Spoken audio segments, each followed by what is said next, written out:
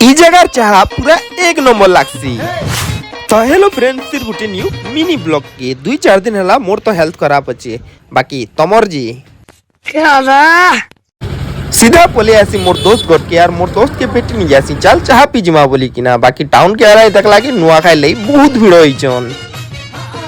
तमोर गोला रे किच किच होती तो सुत पड़ार इ जाए के आसु आरो चाह दुइटा बने पको बोलसु आरो जस्ट ये कर दियो बोलसु।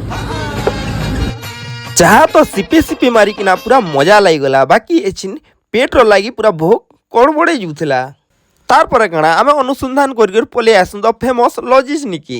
इ जगह के आसी कि ना आमे माई पे आसु दुइटा चिकन रोल। बाकी इ जगह स्वाद पूरा एक नंबर लागसी। खाओ माँ कसम। तो फिर कणा आमे भी ना आगे दिखाती ना पछे दिखाती डायरेक्ट खुआती बोलसु और खाई पकासु। मोर दोस्त रो पेट के टिए माल हेवी गला तो हेतले टी चाली पकौ छी। जदि वीडियो भल लागला तो दबे कि ना लाइक टे और फॉलो टे करी पकाबे। Thank you.